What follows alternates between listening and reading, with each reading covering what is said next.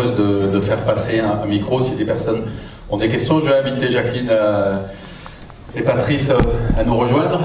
Donc première question, Patrice, on a un peu quand même du mal à comprendre. Cette question de l'accélération, ça veut dire quand même qu'on dégage aujourd'hui trop de carbone. Donc c'est quand même une incidence humaine. Pendant une dizaine d'années, il y a eu un débat entre ce qu'on appelait les réchauffistes et les anti-réchauffistes. Ceux qui considèrent que le CO2 est à l'origine du réchauffement et ceux qui considéraient que ça n'avait aucun rapport avec le réchauffement. Bon. Dans le film, comme l'a dit d'ailleurs Jacqueline, on n'a pas voulu, enfin, elle n'a pas voulu, mais c'était aussi mon parti pris, rentrer dans ce débat. D'ailleurs, les réchauffistes et les anti-réchauffistes, souvent, étaient par derrière les mêmes personnes qui, en réalité, étaient, pour des raisons personnelles ou structurelles, alliées pour qu'on ne pose pas les vrais problèmes. Le CO2 n'est évidemment pas, à l'origine exclusive du réchauffement. D'ailleurs, maintenant, il y a de plus en plus de scientifiques qui le disent. Et vous allez voir l'évolution même du GIEC, en ce moment, qui est très rapide, qui est en train de gommer cette idée de sa thèse. Au début décembre, il va y avoir la 24e session de la conférence des partis. On ne parle plus quasiment de réchauffement, mais de désordre climatique. Le CO2, si on regarde sur de longues périodes, il a été beaucoup plus important qu'il n'est maintenant, 23 fois plus important qu'il n'était maintenant, à l'époque où, la flore et la biosphère s'est embellie dans la Terre. Et quand on regarde les séries statistiques, puisque je suis statisticien de métier, entre la chaleur et le CO2, on voit que l'augmentation du CO2, elle suit à 500 ans près l'augmentation de la chaleur et non pas l'inverse. Donc l'augmentation du CO2, le niveau du CO2 n'est pas corrélé, n'a aucune relation avec le réchauffement de la planète. Et d'ailleurs, depuis que nous sommes sortis de la période glaciaire, donc il y a à peu près 11 000 ans, il s'en est suivi une période qu'on appelle l'Holocène, où il faisait beaucoup plus chaud que maintenant. Comme je le disais, c'était le paradis, et il n'y a encore pas très longtemps, ça s'appelle l'optimum médiéval, de l'an 800 jusqu'à l'an 1200, on a eu une période, c'était la bonne période du Moyen-Âge, où il a fait beaucoup plus chaud. Ensuite, il y a eu un petit âge glaciaire, et le plus bas de cet âge glaciaire, c'est 1860. À Paris, par exemple, il y avait le quartier de la Glacière, parce que la nuit, pendant l'hiver, on laissait l'eau, ça glaçait, et on distribuait la glace aux Parisiens. La Tamise gelée. Mais à l'époque de Rome, il y a eu aussi une période de réchauffement. Par exemple, Hannibal passe les Alpes, il n'y a pas de glacier. Vous voyez, donc Jouzel, quand il raconte que ce sont les glaciers de la période glaciaire qui sont en train de fondre, c'est absolument faux. Donc il y a des idées reçues comme ça qui sont totalement fausses. Et c'est au contraire quand il a fait chaud, par exemple, que les déserts ont reculé. C'est quand il fait froid que la planète s'assèche et que les déserts avancent. Donc il y a toute une série d'idées complètement fausses. C'est donc pas le niveau de CO2 qui influe le réchauffement. Mais le fait d'en émettre beaucoup plus rapidement induit des désordres, ce que j'appelle l'augmentation trop rapide, parce que le CO2 qui est émis dans l'atmosphère va être absorbé par les océans, 25% à peu près, absorbé par les écosystèmes. Et comme parallèlement à cette absorption, vous avez toute l'industrie chimique du pétrole, vous avez les méthodes agricoles qui sont non naturelles et contre nature, tout ça aboutit, à des désordres climatiques. C'est l'ensemble, il n'y a pas une cause unique, c'est la combinaison de toute une série de facteurs qui aboutit au réchauffement. Le réchauffement en soi, il est favorable. Si vous avez du réchauffement, du carbone, du CO2 émis, de l'eau et de la chaleur, normalement, les arbres doivent pousser plus vite, les plantes doivent pousser plus vite, les animaux ont plus de plantes pour se nourrir, donc on devrait avoir un embellissement, c'est exactement ce qu'on a observé dans les périodes passées. Or actuellement, nous avons un réchauffement qui pour une large part est un réchauffement naturel, puisque le minimum à la sortie du petit âge glaciaire c'est 1860, donc forcément chaque fois que vous voyez une courbe du GIEC avec l'évolution de la température, elle commence toujours en 1860, si vous avez remarqué. Bon, alors évidemment, ça monte.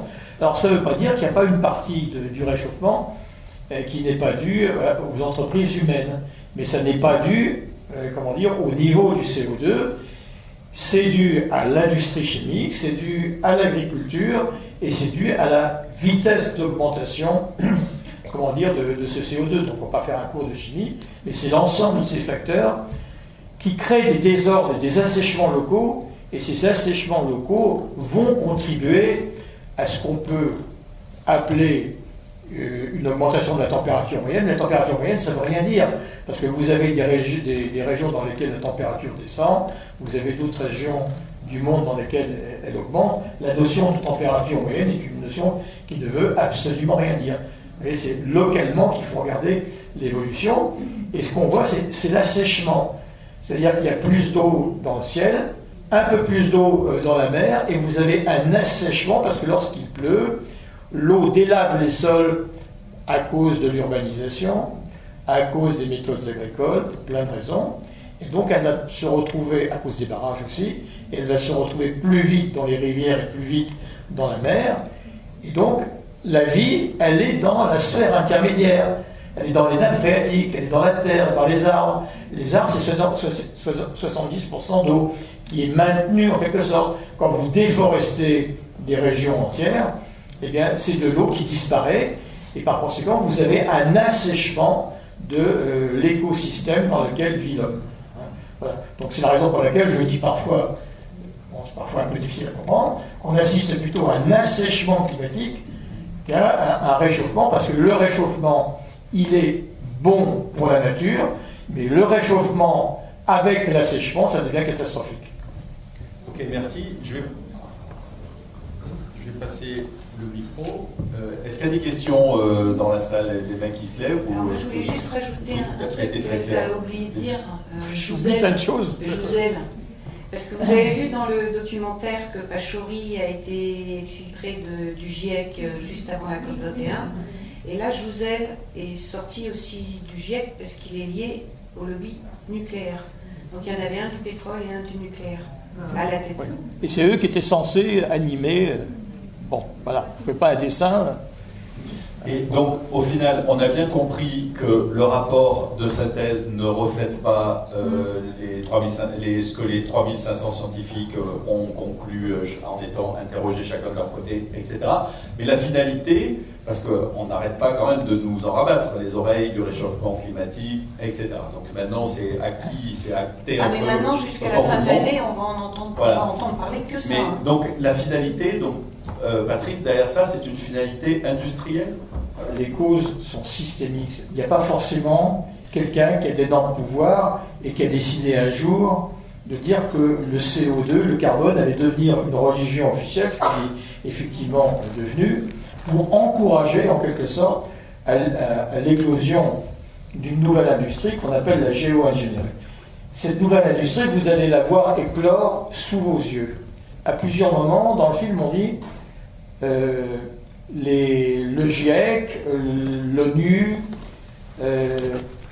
vers la fin 2018, va se tourner vers les États et vers les concitoyens pour leur dire les États n'ont pas pris leurs responsabilités et par conséquent, il est trop tard, il faut prendre des mesures de génie industriel intensif pour procéder à des retraits massifs de carbone dans l'atmosphère. Ça, nous le disions il y a 4 ans.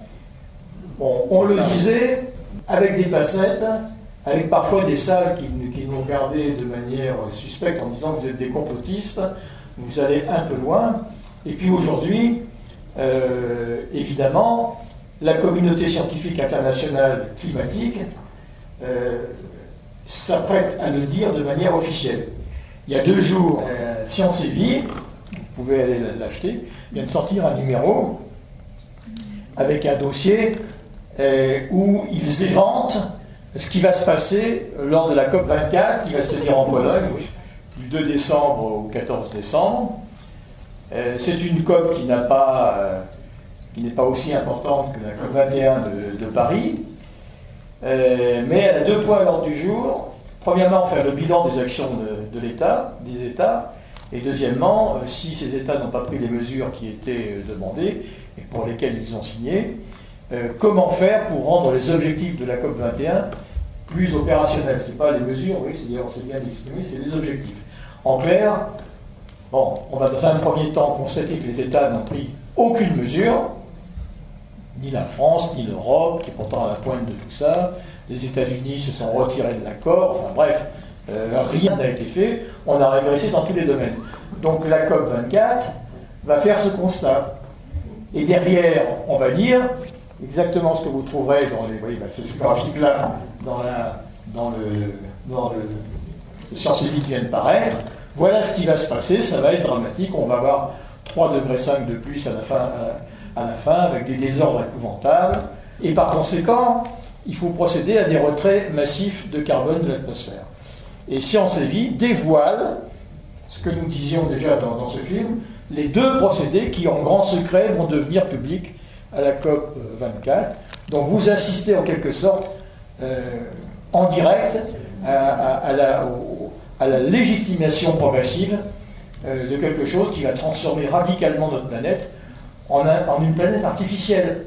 Les groupes privés qui financent cette nouvelle industrie sont comme par hasard ceux qui financent aussi les études sur le post-humanisme, l'intelligence artificielle augmentée, c'est-à-dire que le caractère de plus en plus artificiel de la planète dans laquelle nous allons vivre, ce sont les mêmes qui sont à l'ouvrage. Il y a 2 aspects dans tout ça. C'est premièrement, est-ce que le public en a débattu ou pas? Est-ce qu'il y a encore un soupçon de démocratie dans cette affaire? Ou est-ce qu'on nous dit, ça y est, c'est trop tard, alors maintenant il faut le faire, et sans vous demander votre avis?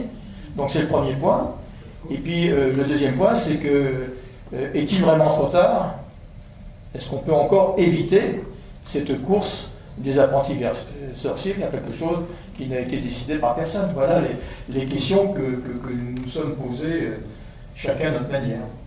Et ce qu'il faut savoir, c'est que si nous tous, on arrête nos voitures et nos mobylettes, ça ne suffira pas à réduire le CO2 qui est principalement par les avions et la marine.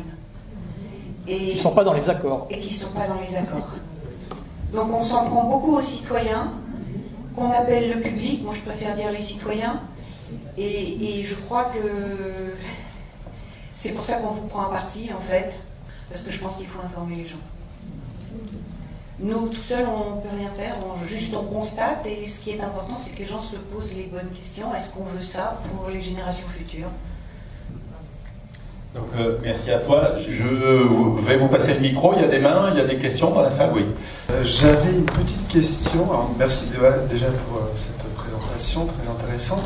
Cependant, je trouve qu'il y a une petite carence sur certains aspects qui commencent à être très documentés aujourd'hui, à savoir les fameux filaments. C'est assez impressionnant. Et alors, je ne sais pas si vous le savez, mais il y a un certain nombre d'experts, de scientifiques qui ont fait des prélèvements de ces fameux filaments, qui ont fait des constats de l'huissier emmenés en laboratoire indépendant. Ces rapports sont disponibles d'ailleurs un site qui s'appelle analytica.fr qui référence et qui documente très précisément toutes ces analyses. Je voulais avoir votre avis sur la composition de ces... Est-ce que vous avez eu connaissance de ces résultats? Quel est votre avis? Ça, c'était plus le boulot des associations, en fait, style la CETICA, Ciel voilé, et tout ça. Ils donnent toutes les précisions là-dessus. Moi, le documentaire, ce que je voulais faire, c'était parler au plus grand nombre pour montrer qu'il y avait un truc qui n'était pas clair là-dedans. et qu'il fallait commencer à s'intéresser au sujet. Mais c'est vrai que ce sont des perturbateurs endocriniens et plein de produits chimiques qui n'ont rien à faire dans le ciel. Exactement. Un certain nombre de métaux lourds assez impressionnants. Métaux lourds, oui. Et ce qui est, on parle, j'ai bien saisi la relation CO2 très intéressante, cette approche. Cependant, l'influence de tous ces micropolluants qui tombent quotidiennement sur nos maisons, ça tombe dans les VMC des habitations, ça tombe sur le potager bio que nous cultivons. Et pour être tout à fait franc, j'ai découvert l'étendue du problème après l'interview qui m'a été donnée. Je n'étais pas du tout branché là-dessus et quand je répondais aux questions, mon souci c'était surtout de ne pas être mis dans le camp des dits complotistes, et puis on voulait aussi être entendu. Et on s'est dit, si on prend parti, si on se range dans le camp des complotistes, eh bien, plus personne ne nous écoutera, et ça va être très difficile, donc on a été très prudent. La conférence des parties, donc l'organisation de l'ONU, qu'on appelle IPCC ou GIEC, réunit les États. Mais comme vous le voyez, les États s'avèrent régulièrement impuissants à prendre les mesures qui leur sont proposées. Alors, il y a des analystes, des sociologues, des philosophes, des politologues qui aujourd'hui pensent que les organisations internationales comme le GIEC, qui s'appuient et qui ont le concours d'entreprises privées qui, elles, dépassent le cadre des États, en fait, ne s'adressent aux États que pour faire constater aux citoyens l'impuissance des États et imposer une espèce de gouvernement mondial du climat. C'est une question qu'on peut se poser de manière légitime. Le CO2 n'a pas de frontières. On voit très bien que cette thèse, qui aujourd'hui est de plus en plus combattue scientifiquement, de l'exclusivité du CO2 dans le réchauffement climatique, on voit bien qu'elle n'a pas d'autre but, et qu'en tout cas, elle conduit à légitimer la géo-ingénierie. Vous allez en faire le constat, mais les experts de l'ONU, qui travaillent plus ou moins en secret, sont arrivés à la conclusion que cette technique d'ensemencement de l'atmosphère et des nuages, mais en fait, vous avez un voile de gaz qui est omniprésent et qui explique cette idée d'obscurcissement planétaire. Mais ce qu'il faut comprendre, c'est que cet obscurcissement, parce que ces gaz se diluent, crée ce voile qui n'a pas de frontières, et par conséquent, vous avez un déficit de photosynthèse dans l'agriculture. Les arbres et les plantes poussent moins. Vous avez entendu le médecin qui dit il faut de la vitamine D parce que nous avons un déficit, alors que nous sommes au soleil. Parce qu'en réalité, il y a ce voile permanent. Même si nous ne le voyons pas, nous avons l'impression que le ciel est bleu, mais il n'est plus bleu comme il l'était il y a 20, 30 ou 40 ans. Or, les experts du GIEC sont en train de se rendre compte que ce système d'ensemencement ne fonctionne pas bien. Donc, ils vont se rabattre vers deux autres techniques, disperser des gaz à partir du soufre dans l'atmosphère. C'est extrêmement dangereux, à partir de 8 sondes réparties à 30 km d'altitude, je ne détaille pas. Procédé extrêmement dangereux qui est déjà dénoncé, et lors de la COP24, vous allez voir arriver cette idée qu'il faut déverser dans la mer des ions magnésium, sodium ou autres, parce que en rendant les océans moins acides, on descend le seuil à partir duquel on peut absorber plus de CO2. Et donc le projet qui va sortir en décembre, vous allez voir, nous l'annoncerons à l'avance, c'est déverser 1000 milliards de tonnes d'olivine ou de chaud dans les océans. Et pour le faire, il faut avoir une flotte navale qui est au moins égale à celle dont la Terre dispose à l'heure actuelle. Donc on s'oriente vers, réellement un fonctionnement artificiel du climat, et ça va avoir des conséquences extrêmement désastreuses, parce que comme on le dit à plusieurs reprises dans le film, à chaque fois que vous intervenez de manière artificielle, vous avez des dégâts collatéraux qu'il va falloir compenser par d'autres systèmes, et c'est une suite sans fin, évidemment. Mais si on part des faits dès le début, comme toute la propagande internationale essaie de nous y conduire, alors effectivement, c'est pas la peine de continuer. Moi, je me pose des questions. Par exemple, j'ai vu que ceux qui avaient organisé la marche récemment pour l'écologie, à la suite de la démission de Nicolas Hulot, que je connais bien, voulaient faire une journée de grève le 15 octobre, au moment où il va y avoir une autre marche internationale. Mais quand on regarde le discours et les textes que signent les scientifiques et les vedettes de cinéma qui ne connaissent rien et qui s'alignent derrière les thèses du GIEC et qui disent c'est le CO2 et il faut faire des choses et par conséquent développent le discours alarmiste qui va nous amener à la géo-ingénierie, moi en tant qu'écologiste depuis gamin, je me dis qu'est-ce qu'il faut faire ? Il faut défiler avec eux parce que nous sommes écolos et on ne peut pas aller contre la conscience environnementale. Ou est-ce qu'il faut commencer à dénoncer que ce discours nous amène là où ils ne veulent pas eux-mêmes aller? Vous voyez la contradiction dans laquelle nous sommes. Pachauri, lobby fossile, vous aviez Al Gore, économie géostratégique de développement des États-Unis, avec plein d'arrière-pensées, Jean Jouzel, ancien directeur de recherche du CEA. Ça, c'est un peu le passé. Et maintenant, on voit arriver l'industrie de la géo-ingénierie, qui est beaucoup plus difficile à percevoir, qui agit de manière un peu diffuse, et qui va sortir du chapeau, vraisemblablement lors de la COP 24. Ceux qui veulent avoir des informations, c'est sorti il y a 2 jours. Achetez le Sciences et Vie, le dernier numéro, c'est très instructif.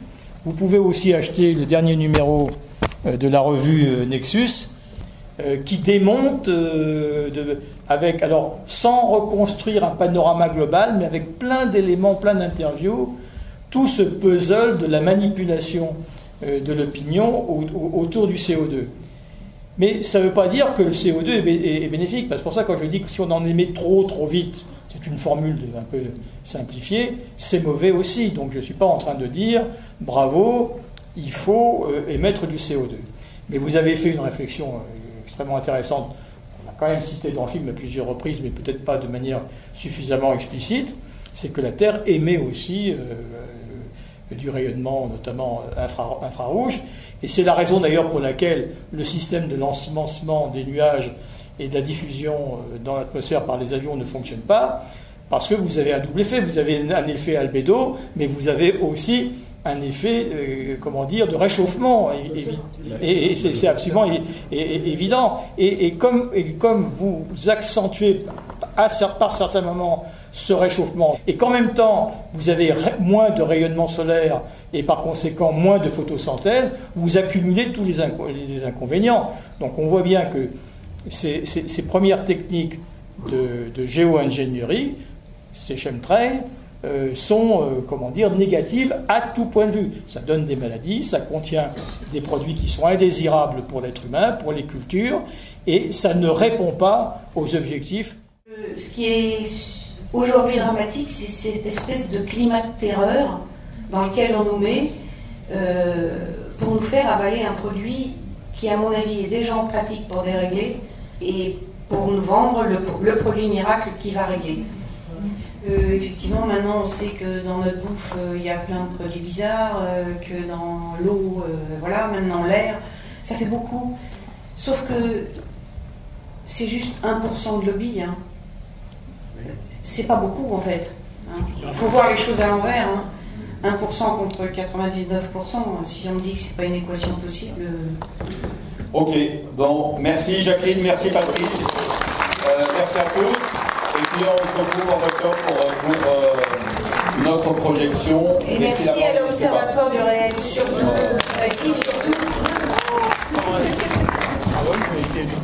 Voilà, donc je pense oui, je vois ça. Et moi je me tiens sur un jour, donc ce que vous dites, notamment les infos, les